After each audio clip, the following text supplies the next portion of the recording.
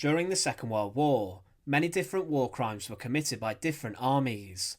As the conflict came to an end, many trials took place to bring those perpetrators of atrocities and massacres to justice. One of the most shocking war crimes that was discovered that affected the US Army was the Malmedy Massacre, in which 84 American prisoners of war had been executed on the 17th of December 1944. Along with the massacre of American soldiers, there were many more civilians found dead in Belgian villages and towns around the area of Malmedy.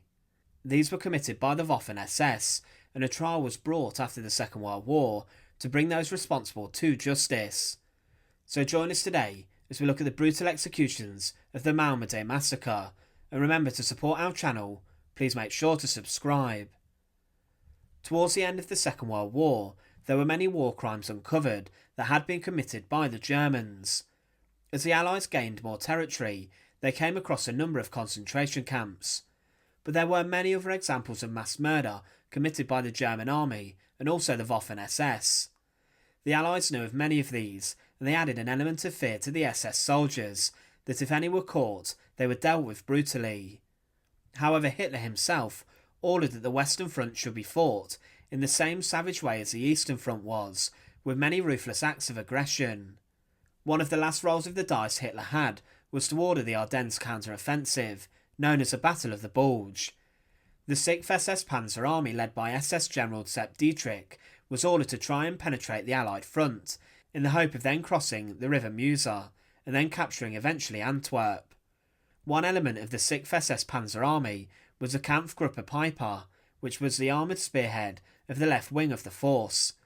It was led by SS Obersturmbannführer Joachim Peiper, and he managed to advance his tanks and armed vehicles forward towards the towns of Stavelot, Verbermont and Trois-Pointes.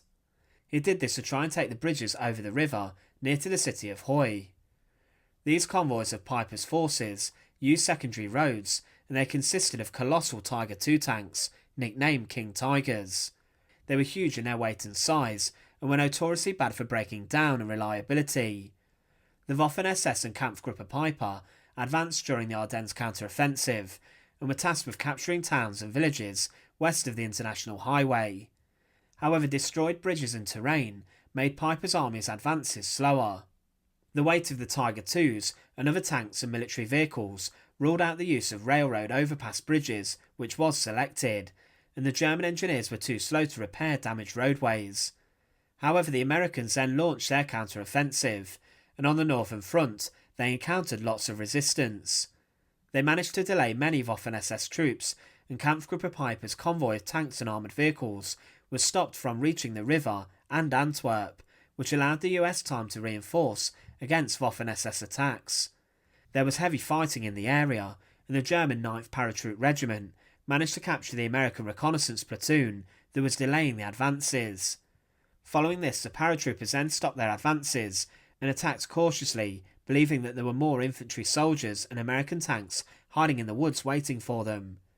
They paused for over 12 hours, and the SS paratroopers explored the woods, finding them to be empty. At around 4:30 am on the 17th of December 1944, the 1st SS Panzer Division was around 16 hours behind when it should have departed the village of Lanzerath towards the town of Honsfeld.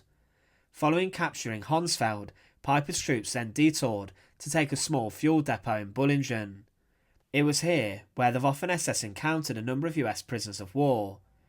After this, Peiper's soldiers then decided to execute dozens of prisoners, shooting them dead near to the fuel depot. Following this, he advanced west towards the river, and Peiper then left this plan for his own route.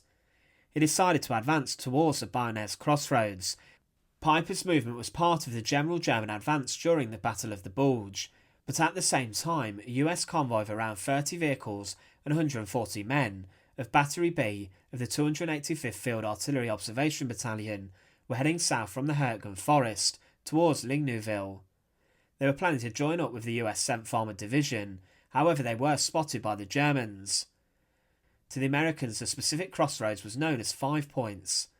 The lead jeep of the US convoy came under fire from Peiper's tanks near to the crossroads, and Peiper commanded his tanks to fire upon the convoy. Joachim Peiper himself was known for ordering the killings of prisoners in cold blood, and he had a feared reputation for committing war crimes. He himself was a former adjutant to Heinrich Himmler, and he was known for being a skilled commander. But on this day, he was rather tired and incredibly frustrated. Peiper's forces opened up fire on the US convoy, and many of the American vehicles were left abandoned with the destruction that the German tanks caused. The Panzer IVs of the battalion opened up the machine guns, forcing many of the Americans to take cover in ditches, and the US soldiers had no heavy weapons at their disposal. Many of the Americans quickly panicked, and some tried to flee, and those who did not escape surrendered, indicating to Peiper's soldiers their intention to come quietly. The surrounding Americans were then marched down the road towards the crossroads and stopped near to the tank at the head of the convoy to await further orders. Joachim Peiper was furious at the delay added by the incident with the Americans, and he entered his half-track and then at around 1:30 p.m. ordered his soldiers to continue moving. The American survivors of the attack were gathered in a field near to the crossroads, south of the Café Bod. As they were being gathered, a number of American trucks came up the hill from Malmedy, and they were too fired upon by the Germans. By around 2 p.m, 113 Americans were being gathered in the field by the café.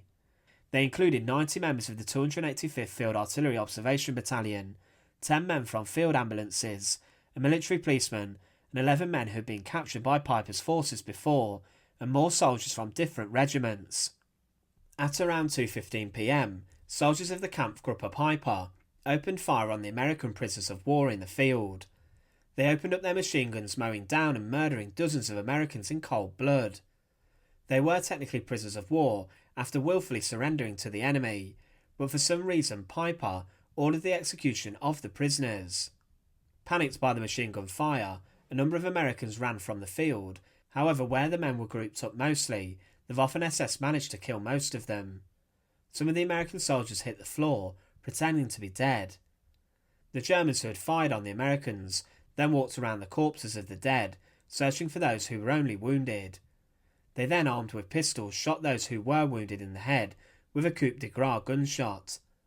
Some of the prisoners who managed to escape the field had sought refuge inside of a cafe at the crossroads, but because of this, the Waffen-SS then set the cafe on fire, and every US prisoner of war who was inside then left and was shot dead. The bodies of those who died at the Crossroads Massacre on December the 17th were left in no man's land until January the 14th, 1945.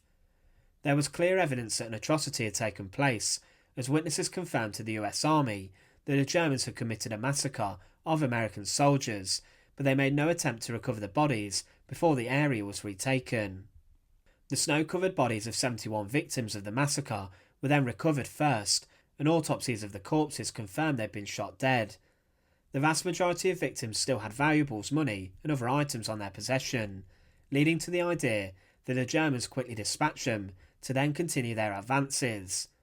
43 of these bodies had been killed by gunshots to the head, and 3 had been beaten over the head. 3 victims had been crushed, and a couple had been given first aid before dying. However, 9 were found with their arms frozen above their heads, indicating their surrender as the Germans stood opposite them with their machine guns ready. In total, there were 84 corpses recovered from the massacre, including those from near the cafe. The Malmedy Massacre was just one of a number of atrocities committed by Peiper's division, and it was claimed he was responsible for the killings of hundreds of American soldiers and civilians, as well as committing other massacres on the Eastern Front. However, after the war, a war crimes trial did take place for those responsible for the Malmedy Massacre. This occurred from May to July 1946 and was part of the Dachau trials that were held to bring those responsible of crimes at Dachau to justice. The defendants included Sepp Dietrich, who commanded the 6th Panzer Army, and Joachim Peiper, whose unit was the one who committed the massacre. The prosecution team indicted the defendants on the massacre of more than 300 American POWs in the area of Malmedy and surrounding towns and villages, along with the massacre of over 100 Belgian civilians during the Battle of the Bulge. The defendants during the trial complained they had been beaten and threatened to make them confess to war crimes. On the 16th of July 1946, the verdict for the Malmedy Massacre trial was passed. on the 74 members of Kampfgruppe Peiper. 43 of them, including Peiper, were sentenced to death, to be executed by hanging. This consisted of those who fired the bullets, executing the prisoners in the fields. However, Peiper's own death sentence was later commuted to 35 years in prison, and he was bizarrely later released. The death sentences were later reviewed, and only 12 of these were deemed legal, but none were carried out. Peiper's was one deemed unlawful. However, as mentioned, with the review of the sentences, because of the way the confessions were obtained, through unlawful means, as in torture and beatings, it meant that many of the men who committed the atrocity got off relatively easily. None of the SS soldiers convicted were ever executed. By 1956, all of them had been released from prison. The trial wanted to show the world that the SS soldiers were heartless murderers. However, it became a controversial case that dragged on for over a decade because of how the Americans treated the defendants. The Malmedy Massacre was a war crime that resulted in the deaths of 84 US prisoners of war and the mass killing of Belgian civilians around the area. These prisoners should have been dealt accordingly and spared. However, Peiper ordered his men to fire and shoot them all dead, committing a terrible war crime that, due to the treatment of the defendants, went largely unpunished. Today it is an event that should not be forgotten, with the mindless slaughter of American soldiers at the hands of the Waffen-SS, when they should have been transferred to a prisoner of war camp. Once again, thanks for watching. To support our channel, please make sure to subscribe, and once again, thank you so much for watching.